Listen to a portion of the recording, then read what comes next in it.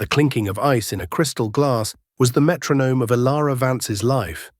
It was a sound that meant another table was satisfied, another bill was paid, and she was one step closer to covering her mother's next round of experimental treatment. At 26, she wore the crisp black uniform of a waitress at Aurelia, Manhattan's temple of gastronomic worship, but it felt like a costume. Beneath it was the ghost of a girl who once walked the halls of MIT, a coding prodigy who could make algorithms sing.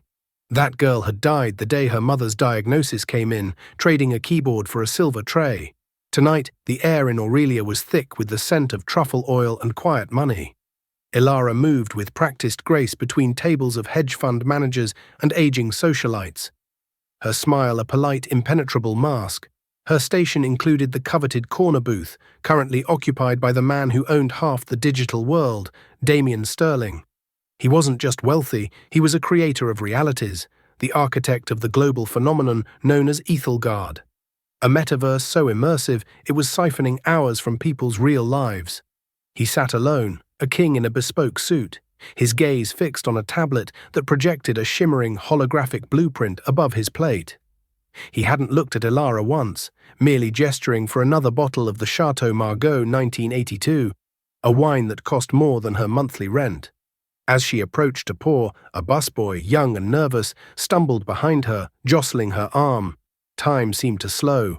The heavy, dark red bottle tipped. A single perfect stream of crimson liquid arced through the air, landing not on the pristine white tablecloth, but directly onto the shimmering hologram and the tablet projecting it. The blueprint fizzled. The tablet went dark with a faint electronic sigh. The restaurant fell silent. The busboy froze, his face a mask of pure terror. Damian Sterling slowly lifted his head. His eyes, the color of a winter sky, were not angry. They were worse. They were analytical, dissecting.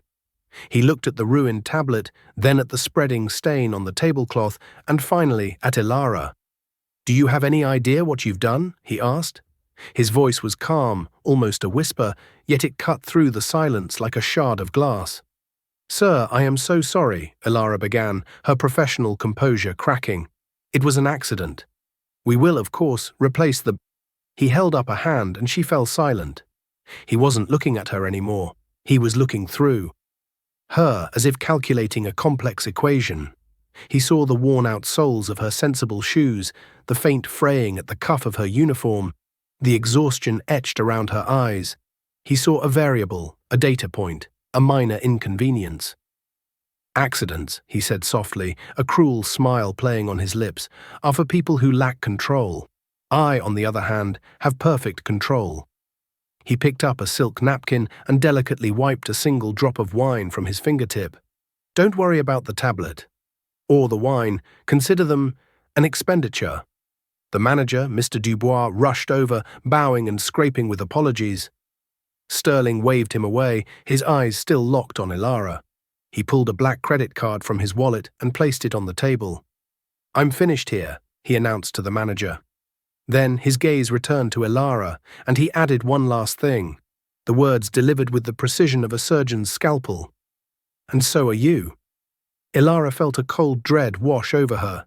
It wasn't just about the job, it was the way he said it, with a finality that suggested he wasn't just firing her from a restaurant, he was firing her from her life. The next morning, the call from Mr. Dubois was apologetic, but firm. She was terminated, effective immediately. He wouldn't say why, only that it was for the best. When Ilara asked for a reference, there was a long, uncomfortable pause. "I don't think that would be wise, Ilara," he'd said, and hung up. The word unwise became the theme of her week. She applied to every fine dining establishment in the city, from per se to the modern. She was overqualified, her resume impeccable. Yet no one would even grant her an interview. At one restaurant, a sympathetic hostess pulled her aside. "Listen," she whispered, "your name has been flagged.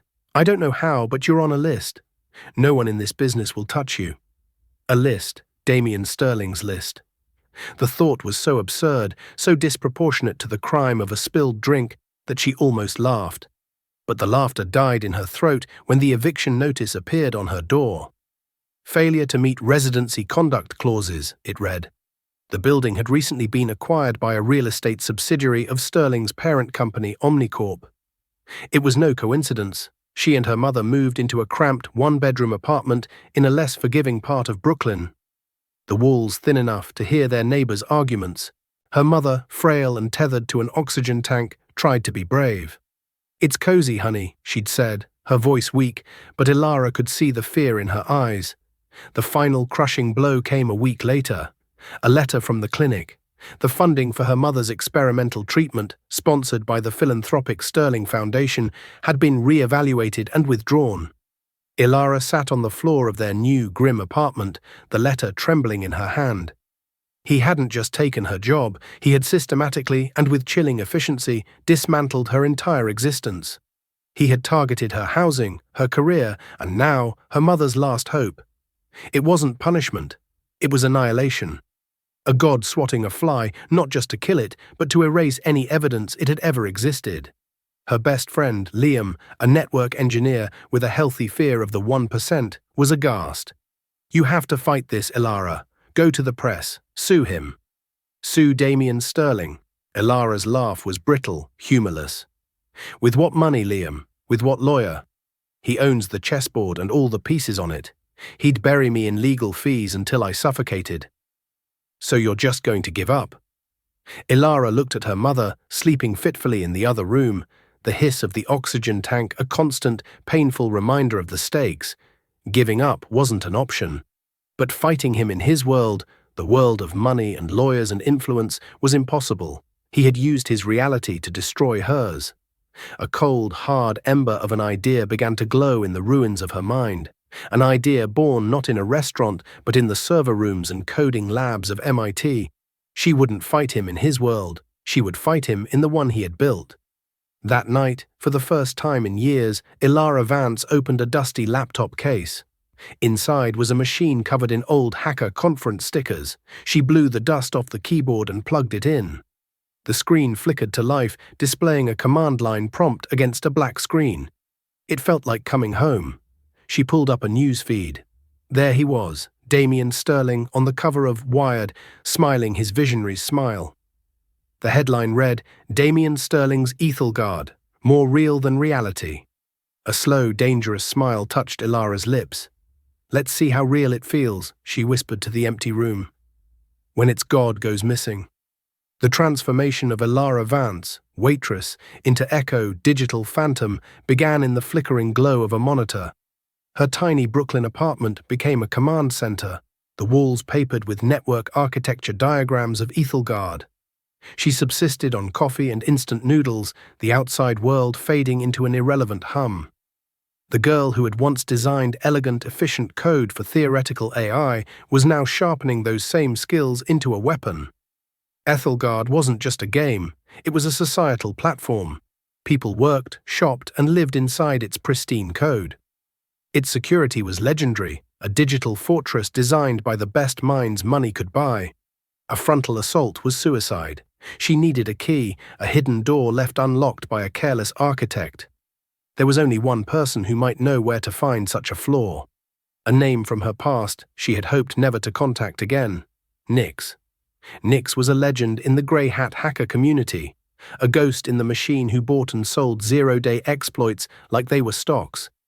Ilara knew Nix from an old encrypted forum they both frequented in her MIT days. She had never seen Nix's face or known their real name, but she knew their work. It was brilliant, audacious, and terrifyingly effective. She booted up a heavily encrypted browser, navigated through a labyrinth of proxy servers, and finally logged into the archaic forum. She sent a single coded message. "Seeking a path into the garden. The architect has forgotten a key." 24 hours passed in agonizing silence. Ilara almost gave up hope. Then a reply, just as cryptic. "The gardener charges a high price for his tools, and some gardens are best left untended." A negotiation began, conducted entirely in code and metaphor. Nix was cautious, paranoid. Ilara had nothing to offer, no money, no exploits to trade. All she had was her story. In a moment of desperate gamble, she laid it all out in a single encrypted data packet. The spilled wine, the blacklisting, the eviction, her mother. She sent proof, scans of the termination letter, the eviction notice, the clinic's defunding letter, all tied digitally to Sterling's corporate network. She was laying herself bare, a move that could get her arrested. Another day of silence. Ilara paced her small room, the weight of her gamble pressing down on her. Liam came by, his face etched with worry. "Ilara, this is insane. You're taking on a god. This isn't a movie. People like us don't win these fights. People like us don't usually have a choice," she shot back, her voice raw with exhaustion and fury. "He came for my mother, Liam. He crossed a line that doesn't exist in his world of profit margins and power plays. I'm not trying to win. I'm trying to balance the scales." Just as Liam was about to argue further, her laptop chimed. A new message from Nix. It contained no text, only a single file. Ilara's heart hammered against her ribs. She ran a dozen diagnostic and antivirus checks. It was clean. She opened it. It was a fragment of code, an exploit so elegant and devastatingly simple it took her breath away. It targeted Ethelgard's avatar creation protocol. During the initial handshake between a new user's rig and the Ethelgard servers, there was a nanosecond-long vulnerability, a tiny window where the system's authentication protocols were momentarily suspended. It was a microscopic flaw, one that would be impossible to find unless you were the one who put it there. Nix, it seemed, had a long history. Attached was a note. He built his garden on stolen land. This tool is free of charge. Use it to plant weeds. Do not get caught. For the next 2 weeks, Ilara worked feverishly, reverse engineering the exploit and building her weapon. It wasn't a virus meant to destroy. That was too crude. She was designing what she called a mnemonic worm. Her target was not Ethelgard's system, but Damien Sterling's identity within it. In Ethelgard, every user had an avatar, but Sterling's was different. He was User Zero, the prime avatar, hard-coded into the system's core. His digital identity was intrinsically linked to his real-world biometrics, corporate credentials, and financial holdings. His avatar wasn't just a representation, it was a digital key to his entire empire. The mnemonic worm was designed to do one thing, to sever that link. It wouldn't delete his avatar, it would orphan it. It would meticulously rewrite the permissions, the digital handshakes, the blockchain authentications, and reroute them to a null address. To the system, Damien Sterling would simply cease to exist. His access to his own creation, his bank accounts, his corporate infrastructure, all of it would be locked behind a door to which the key had been vaporized. He would be a ghost, shouting into a void that no longer recognized his voice. She also built her own entry point. Using the exploit, she wouldn't create a normal avatar. She would inject a null-state entity, a user that wasn't a user. It would have no form, no registration, no data trail. A ghost. She named it Echo. The night she finished the code, she felt a profound and terrifying sense of calm. The program sat on her desktop, a single innocuous icon labeled severance.exe. This was it. There was no going back. She looked at the picture of her mother on her desk, a photo from before the illness, her smile bright and full of life. This was for her. She purchased a cheap, unregistered VR rig from a pawn shop, paying in cash. She set it up in the corner of her room, a gateway to her battlefield. Liam stood by the door, his arms crossed. He had argued, pleaded and threatened, but he had not left her side. "Once you go in, Ellie," he said, his voice heavy, "you might not be able to come out. Not the same person, anyway." "He made sure I'm already not the same person," she replied, pulling the headset over her eyes. "He wanted to erase me. It's only fair I return the favor." The world dissolved into blackness. She took a deep breath, her fingers finding the keyboard. She executed the entry script. For a heart-stopping moment, there was nothing. Then a jolt, like a sudden plunge into ice-cold water. The sterile, white loading space of Ethelgard materialized around her. But there was no avatar creation menu, no friendly tutorial bot. There was only silence. She was in. She was Echo, and she was invisible. The sensory input was overwhelming. Ethelgard wasn't a digital space, it was a fabricated universe. Ilara, as the formless echo, floated through the nexus, the central plaza. She saw a sky of impossible swirling colors, buildings of light and crystal that defied physics, and avatars of every conceivable shape and size, conversing, trading, and living. The air, a simulation of temperature and pressure against her non-existent skin, hummed with a low, harmonious thrum. It was beautiful, a perfect sterile monument to Damien Sterling's genius and ego. And it made her sick. She had no body, no voice. She was a disembodied point of view, a ghost slipping through the cracks of this perfect world. Her first task was to avoid detection.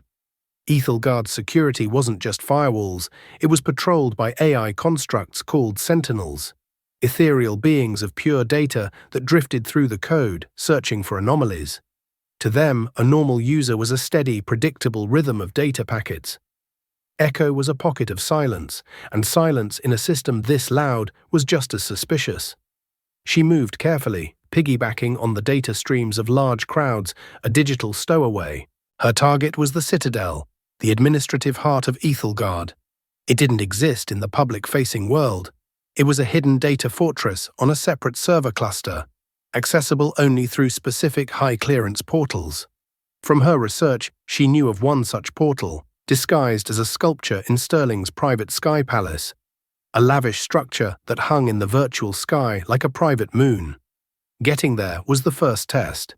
She navigated through the garish, consumer-driven districts, the Lumina Bazaar, where users bought digital clothes for their avatars, and the Soma district, dedicated to virtual sensory experiences.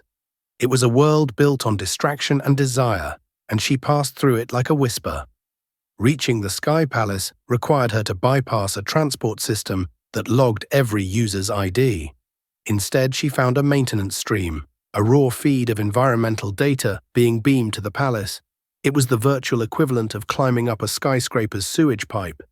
The data was chaotic, a torrent of unprocessed light and physics code. It battered her consciousness, threatening to destabilize her fragile null-state existence. For a terrifying minute, her perspective fractured, the world dissolving into a screaming cascade of numbers and symbols. She held on, focusing on her anger, on the image of her mother's tired face, and pulled her fragmented self back together. She emerged inside the palace grounds, a breathtaking landscape of floating islands and impossible waterfalls. Sterling's avatar wasn't present. The place was empty, a silent museum to his own greatness. In the center of the main hall was a statue of Atlas, holding not the world, but a shimmering crystalline sphere, the symbol of Ethelgard. This was the portal. Accessing it required Sterling's personal credentials. But Ilara wasn't going to try and crack them. Nyx's exploit had given her a key, and she had built a lockpick. She interfaced with the portal, not as a user, but as a system process. She didn't ask for permission. She told the portal she was part of a diagnostic check. The portal, not programmed to question a command from what it perceived as its own internal systems, complied. The world dissolved again. She was in. The Citadel was not a place of beauty. It was raw architecture, a world of black glass, glowing lines of code, and massive floating data structures. This was the engine room, the brain. Here, the Sentinels were more numerous, their forms more menacing, sharp, angular constructs of white light that moved with predatory speed. She had to be careful. Her destination was the core registry, the sanctum sanctorum where the prime avatar data was stored. It was shielded by layers of encrypted firewalls, each one a complex, evolving puzzle. This was where her MIT training truly came to bear. The firewalls weren't walls, they were riddles, logic gates that required an understanding of quantum computing principles and theoretical mathematics. It was a test designed by Sterling to keep out anyone but himself or someone who thought like him. For hours she worked, her mind racing. She felt a strange, detached admiration for the man she was trying to destroy. The elegance of his security design was undeniable. It was a conversation in pure code, a battle of wits fought in silence across a digital void. One by one, the layers of security peeled away under her assault. As she bypassed the final firewall, an alarm silent to any user but audible to the system's administrator tripped. In a sterile white office overlooking the real-world Manhattan skyline, Marcus Thorne, Damian Sterling's head of cybersecurity, saw a single red light blink on his console. An unauthorized process was touching the core registry. Impossible.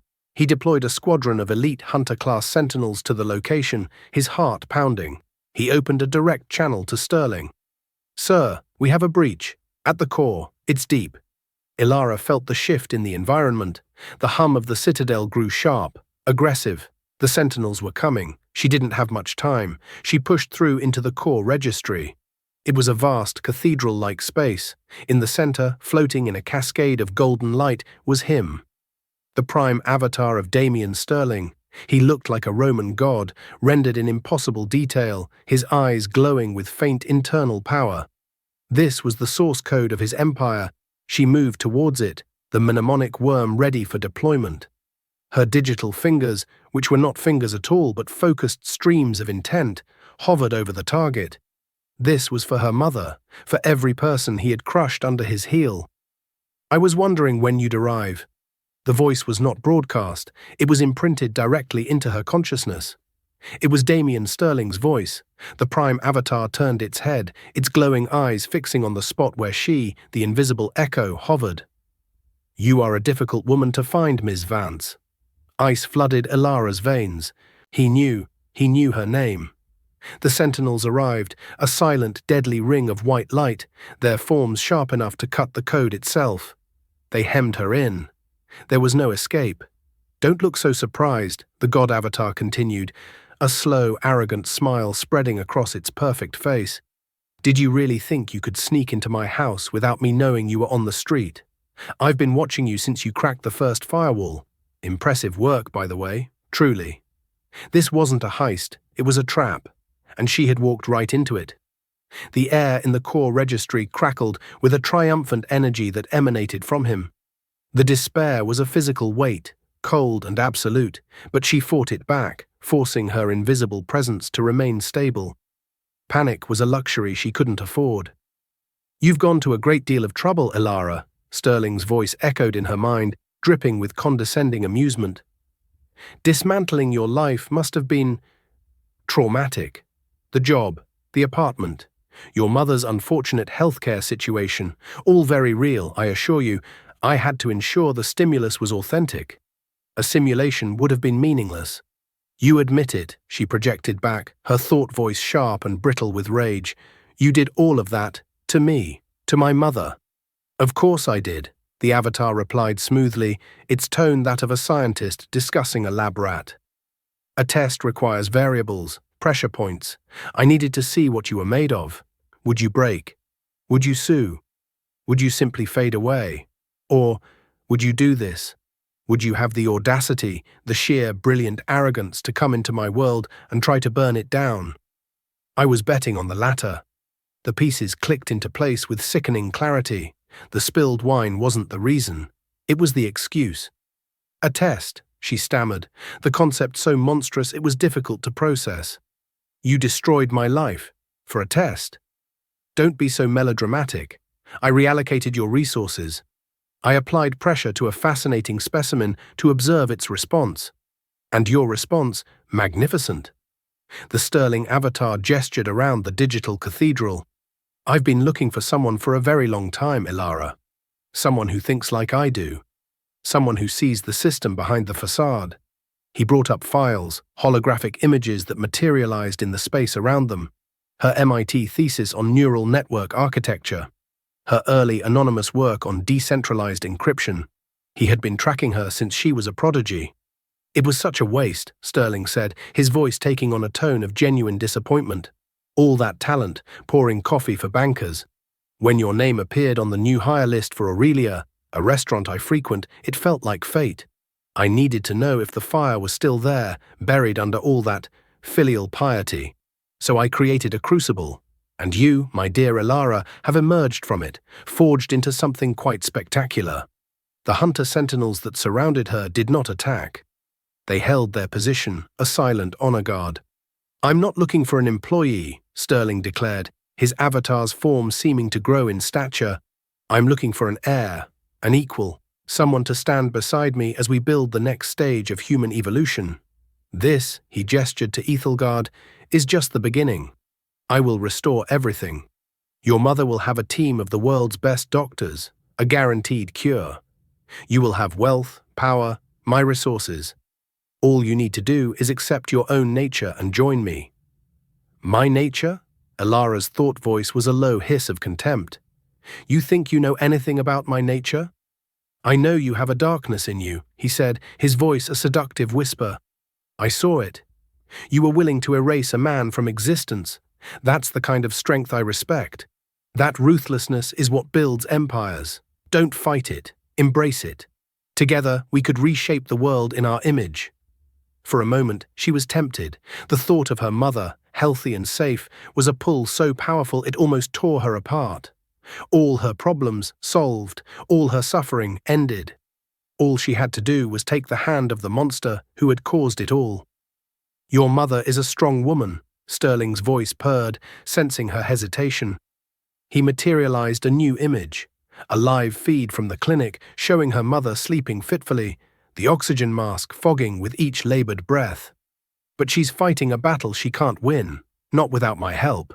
Say the word, Elara, and this image becomes a memory. The cruelty of it, the casual way he used her mother's life as a bargaining chip, snapped her back from the brink. He saw people as tools, as lines of code to be manipulated for his own grand design. If she accepted, she would become just like him. Her resolve hardened, the embers of her rage reigniting into a cold, white-hot fire. She sent a single encrypted pulse through a hidden back-channel, a signal she and Nyx had pre-arranged. Phase 1 complete. Initiate Phase 2. It's a tempting offer, Elara projected, her voice now eerily calm, the digital equivalent of a predator's stillness. But you've made one critical miscalculation. Oh? Sterling's avatar chuckled, the sound amplified by the chamber's acoustics. And what's that? Did I misjudge your price? You misjudged the board, she replied, a phantom's whisper that held the weight of an avalanche. You think this is a chessboard with two players, you and me, but you forgot you're not the only ghost in this machine. Sterling's smile faltered. Before he could respond, a flicker of static distorted the air behind him. One of the hunter sentinels spasmed, its white light form turning a corrupted crimson. It didn't dissolve. It turned, its sharp, angular head aiming directly at another sentinel. A beam of corrupted code, a weaponized logic bomb, erupted from it, shattering its target into 1,000,000 pixels of dying light. Then another sentinel turned, and another. A symphony of digital self-destruction began. Marcus Thorne's voice screamed in Sterling's private channel, a sound of pure panic. Sir, I've lost control of the sentinels. Something is overriding my commands. A root-level process. It's inside the core security protocols. You're wrong, Elara projected, her voice ringing with power. I do have a darkness in me. You put it there, but you're wrong about what I was going to do. She opened her program, the mnemonic worm, but his offer, his monstrous philosophy, had given her a new, better idea. Justice wasn't about erasure, it was about truth. I'm not here to delete you, Damien, she said as she initiated the program. I'm here to define you. The mnemonic worm didn't sever his identity, it re-anchored it. With blinding speed, her program bypassed the links to his bank accounts and corporate credentials and instead began forging new ones. It connected his prime avatar, his digital soul, to a different set of data. It scoured Omnicorp's hidden servers Nyx had been silently cracking while Elara kept Sterling distracted. For the truth, every file he'd ever buried, every hostile takeover, every life he'd ruined, the illegal stock trades, the data mining scandals, the politicians he'd bought, the competitors he'd crushed, not through innovation, but through corporate espionage and blackmail. It was all there, a vast secret history of his cruelty. Her worm gathered it all, weaving it into the very fabric of his prime avatar. What is this? What are you doing? He roared, his godlike form beginning to flicker and distort, the sound a shriek of corrupted data. His golden aura began to curdle, turning a sickly, bruised purple, as if poisoned from within. Holographic images now swirled around him, not of his triumphs, but of his victims. Fired employees, bankrupted families, leaked memos detailing his ruthless plans. His own face, twisted in a snarl from a hidden camera, screaming at an underling. The data wasn't just displayed, it was absorbed. The perfect, chiseled face of his avatar began to glitch, the skin momentarily replaced by the pixelated, tear-streaked face of a woman whose company he'd bankrupted. His synthesized baritone was overridden by the pleading voice of a man he'd blackmailed into suicide. The golden light that had surrounded him was replaced by a swirling vortex of these tormented memories. "It's your legacy," Elara said, her voice echoing in the collapsing chamber. "You built a perfect world to reflect your own ego. I'm just making the reflection more accurate. Your avatar is no longer the key to your power. It's the key to your crimes, a permanent, unchangeable, public record." The core registry began to crumble, its black glass walls shattering into pixels as Nyx's counterattack tore through the Citadel's foundations. The harmonious thrum of the server farm was replaced by the discordant screech of failing systems. "You can't do this," Sterling screamed, his voice now laced with genuine panic. He lunged, not at her, but at a console, trying to initiate a system purge, a digital apocalypse that would wipe Ethelgard and all the evidence with it. But his hands passed through the controls. He had no authority here anymore. His avatar was no longer an administrator. It was now just data, an exhibit. He was a prisoner in his own masterpiece. "I just did," Elara replied. She had one last thing to do. She opened a channel, a direct anonymous data dump to every major news organization, every financial regulator, and every single Ethelgard user on the planet. The key to decrypting the mountain of files was now the biometric signature of Damien Sterling himself. The only way to see the proof was to scan the criminal. "Time to go, Echo," a new voice whispered in her mind. Nyx, a hidden exit portal, a tear in the fabric of the Citadel, shimmered into existence beside her. "Thorn is initiating a neural feedback cascade," Nyx warned. "He's trying to fry your rig. Go!" Elara dove for the portal as the world behind her dissolved into a screaming vortex of digital chaos. She ripped the VR headset off, a strangled gasp tearing from her throat. The smell of burning plastic filled the air, a thin trickle of blood ran from her nose. Liam was there, catching her as she stumbled, her body shaking uncontrollably. The physical toll of the neural strain was immense. Her muscles ached as if she'd run a marathon. "It's done," she choked out, her vision swimming. Her laptop chimed, a final message from Nyx, already beginning to self-delete. "He stole my garden. You gave it back to the world. He forgot that the oldest code has the deepest roots. Thank you. A.R. Anahita Roy, the original architect, the ghost who had just saved her life. The earthquake hit the world 12 hours later. It wasn't just a news story, it was a global event. Omnicorp's stock flatlined in pre-market trading before being halted entirely. Damien Sterling was apprehended at a private airfield trying to flee the country. The footage was on every channel. Stripped of his digital empire, he was just a man, his face pale and puffy, his bespoke suit rumpled. He tried to intimidate the federal agents, his voice cracking. "I own you. I own everything." They ignored him. He jabbed a finger at his datapad, trying to access his accounts, but it just showed the mocking error message Elara had left for him. "Access denied. Accidents are for people who lack control." Weeks turned into months. The trial was a public vivisection. The prosecution's star witness was Marcus Thorne, who had traded his loyalty for immunity, detailing Sterling's crimes with the cold precision of an engineer. But the heart of the trial came from the ghosts Sterling thought he had buried. An elderly woman, Mrs. Gable, took the stand. Her hands, wrinkled and spotted with age, trembled as she clutched a worn photograph of her late husband. She described the small, innovative software company they had built together over 3 decades. The prosecutor asked, "Mrs. Gable, can you describe your last interaction with the defendant?" Her voice was soft, but it carried through the silent courtroom. "He didn't speak to me. He called my Arthur. We just lost the company. He'd used a dozen shell corporations to buy our debt and force us out. Stole our patent. Arthur was a broken man, and Mr. Sterling called him." She took a shaky breath. "He said, 'Some trees need to be cleared to make way for a forest.' My Arthur. He had a heart attack a week later.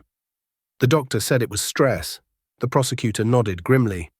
For the record, could you repeat what the defendant said? As she repeated the phrase, a massive screen behind her lit up with the image of Sterling's magnificent godlike avatar. As if on cue, its perfect face glitched, momentarily replaced by the pixelated, anguished face of the late Mr. Gable from the photograph. Then Sterling's own voice, cold and dismissive, echoed from the courtroom speakers, a recording of the very call Mrs. Gable had described. Some trees need to be cleared to make way for a forest. A wave of gasps and muttered curses swept through the gallery. The jury stared, their faces masks of horror. Sterling, seated at the defense table, leaped to his feet. It's a lie, a deep fake. She did this, the waitress. His lawyers tried to restrain him, but he shoved them away. Stripped of his wealth and influence, he was just a pathetic figure, a king reduced to a ranting court jester. His final desperate act was to lunge towards a news camera, his eyes wild, spittle flying from his lips. Find her, find the waitress. The bailiffs tackled him, and the last image the world saw of Damien Sterling was of him being dragged from the courtroom, screaming about a phantom no one else could see. Using a complex chain of anonymous crypto tumblers, Elara siphoned a minuscule fraction of Sterling's frozen fortune. It was a drop in his ocean, but an ocean for her. The funds appeared as a new, heavily endowed Anahita Roy grant for medical innovation at her mother's clinic, a quiet tribute to her unseen partner.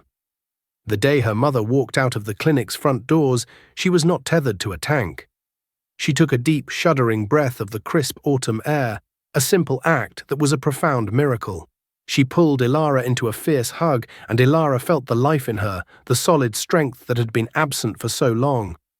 Her mother didn't ask what Elara had done. She didn't need to. She simply held her daughter, feeling the tension finally leave her shoulders after years of carrying an impossible weight. "Whatever war you were fighting, honey," she whispered, her voice thick with emotion, "I'm glad you won." Elara just held on, burying her face in her mother's shoulder, the simple, real-world comfort a balm on her digital scars. 6 months later, Elara sat on a bench overlooking the East River. The city hummed around her, a system of systems, but it no longer felt like a chessboard owned by someone else. A woman with silver-streaked hair and kind, intelligent eyes sat down beside her, a respectful distance between them. "I never thought I'd see this place again in person," Anahita Roy said, her voice warm. "Thank you for that." They sat in comfortable silence for a moment, watching a ferry cut through the water. The cool breeze felt real, the scent of the river, the distant sound of traffic. It was all wonderfully, beautifully mundane. "He offered me a job, you know," Elara said quietly, "a seat at his right hand. He said he saw a darkness in me." Anahita nodded, a wry smile touching her lips. "He offered me one too, a long time ago. When I said no, he took my work, erased my name, and threatened my family until I disappeared. I built a back door into my own creation before I left. A key for a ghost, just in case. I always knew a man who builds a house on a lie will eventually fear someone checking the foundations." She looked at Elara, her smile fading into something more somber. "He never understood. People like us, we don't want to rule the world. We just want to build better ones. That's a language men like him can't comprehend. They see creation as an act of dominion, not of nurturing." Anahita was now heading a global foundation using the recovered Ethelgard technology, now public domain, to create open-source, decentralized platforms for education and communication. It was the garden she had always intended to grow, finally free of its tyrannical gardener. "He sought an heir to his dark throne," Anahita mused, looking out at the glittering skyline. "He found the fire he was looking for, but he failed to understand its source. His was a fire of ego, a raging inferno that consumed everything it touched." She turned to Elara, her eyes full of respect. "Yours is a pilot light, a small, steady flame of conviction. It doesn't burn for attention, but for warmth and for sight in the dark. And in the end, that's the one that brings the real light. The darkness he saw in you wasn't a flaw, Elara. It was a mirror." Anahita placed a hand on Elara's arm. "The Foundation could use a mind like yours. not in the spotlight. As an architect, behind the scenes, where you belong. Ilara looked down at her own hands, resting in her lap. Hands that had once balanced trays of expensive wine. Hands that had typed lines of code like a weapon. Hands that had trembled with fury and fear. She thought of the world Sterling had built and the one she had helped reclaim. She thought of the command line, the quiet satisfaction of elegant code, the joy of building something that worked. That helped. He had tried to own the sky, but she had learned a more profound truth. You didn't need to own the sky. You just needed to be able to look up and breathe the air, free and clear. I'd like that, Ilara said, a genuine smile, a rare and beautiful thing, finally reaching her eyes. I think I'd like that very much.